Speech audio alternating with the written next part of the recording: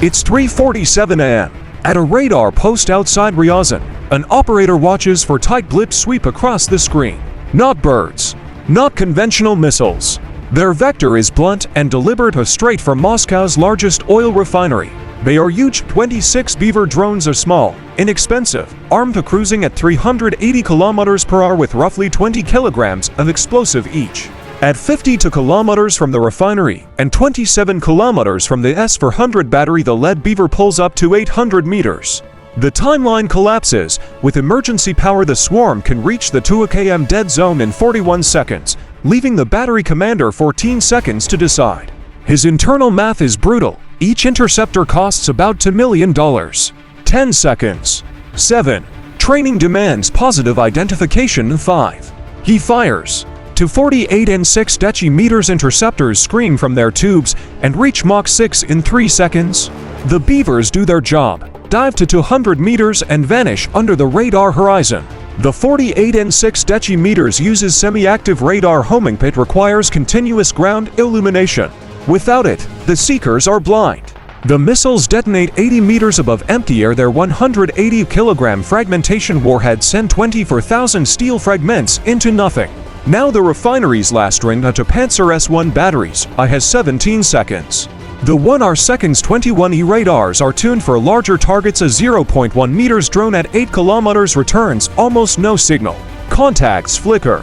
Hydraulics groan. The 38 meters cannons need 3.2 seconds to traverse 180. Time evaporates. At 3 hours 52 minutes and 17 seconds, the lead Beaver's warhead strikes. 3 more follow. In 90 seconds, 140,000 tons of petroleum erupt into an inferno. Temperatures spike near 120 C. The blaze burns for 72 hours, and Moscow's fuel supply is cut by 40%. And that is only wave 1. 470 kilometers away, 12 more drones close on Noble-Quivist refinery.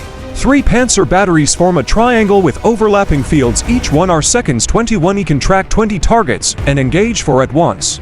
At 4:03 am, 4 drones climb to 500 meters, and the classification system screams KH-101 cruise missiles detected. It's deception. The climbers have released corner reflectors, tiny triangular aluminum devices that retroreflect radar energy. A 10 cm reflector can simulate a 10 meters object. The Pantsir computer sees cruise missiles.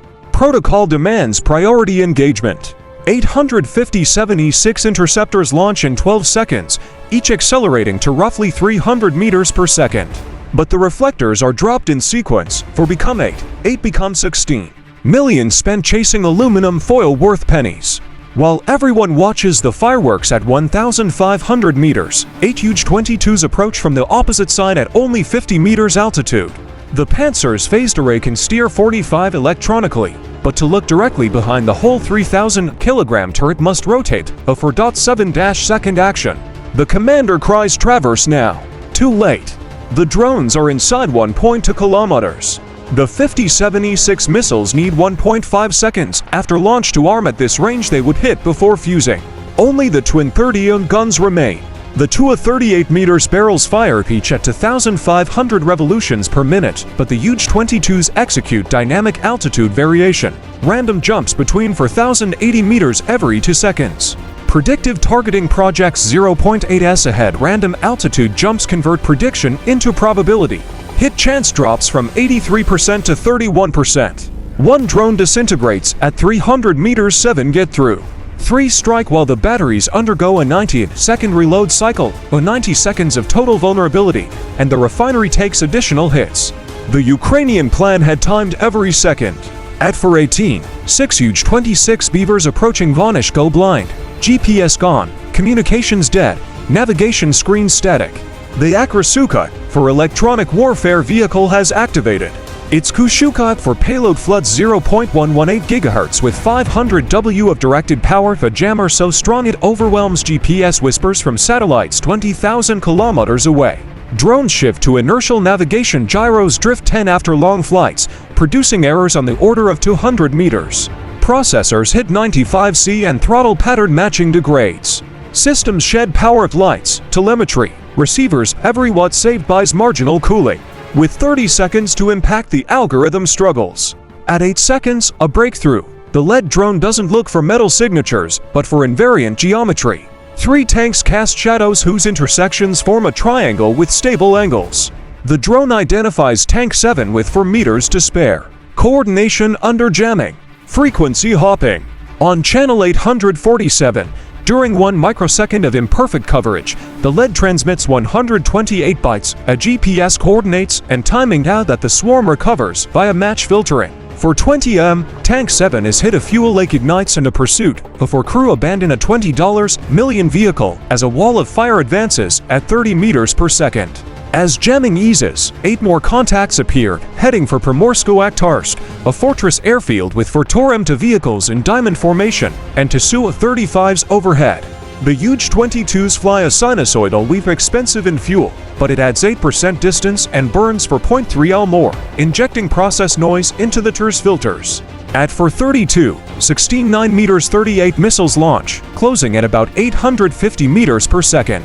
Then the impossible. The drones pull a 6 grams vertical climb from 180 meters to 200 meters in 4 seconds. The missile's canard stall thrust vectoring can only compensate slightly. Most missiles sail harmlessly beneath. 1 proximity fuse detonates, launching 3,500 tungsten cubes that shred a drone, but sensors and weapons are pitched skyward, blind to what comes from the sea. 15 seconds later, Yuj-26s skim the Sea of Azov at 5 meters altitude and cross the beach undetected.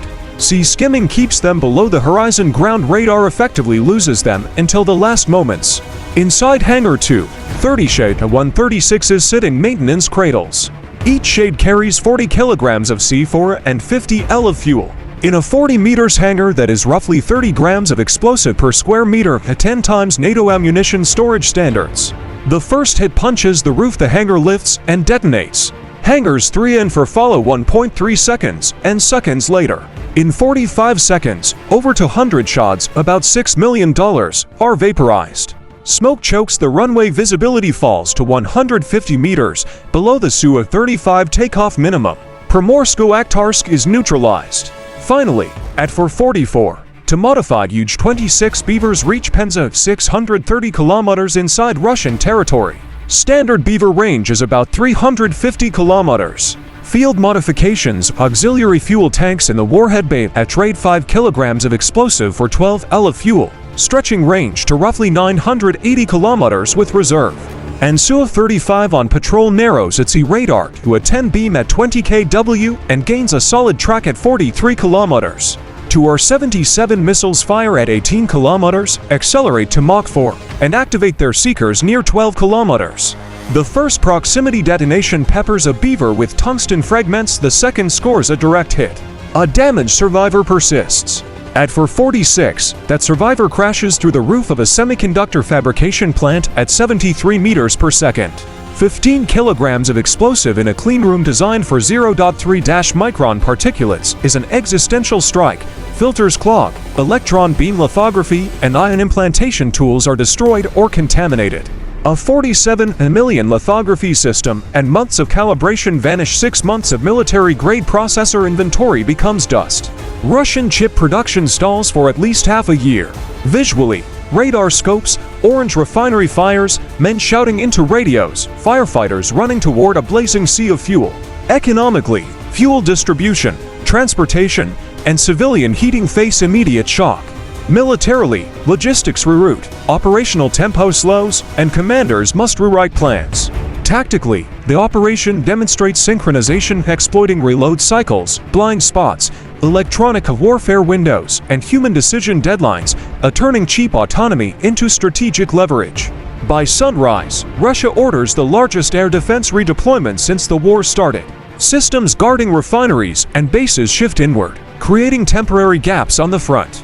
Each gap is an avenue for HIMARS and long-range fires. The arithmetic is stark. Roughly $412,000 spent on drones inflicts tens of millions in damage, months of disruption, and a strategic psychological shock. Beyond infrastructure lies human cost. Refinery workers, firefighters, technicians, and soldiers face trauma and disrupted livelihoods. Politically and socially, perception of vulnerability reshapes diplomacy and domestic morale. For planners, comfortable strategic depth is gone. This is not a stunt. It is a new calculus of war. Low cost, high leverage, relentless adaptation. Simple aluminum, clever software, and bold tactics bend assumptions that once favored million-dollar systems. If you want more breakdowns and editing notes, like and subscribe. Hit the bell. Subscribe now, we might not get another chance to talk about it. Thank you for watching. Stay alert, stay informed, and tell others how the way we fight is changing.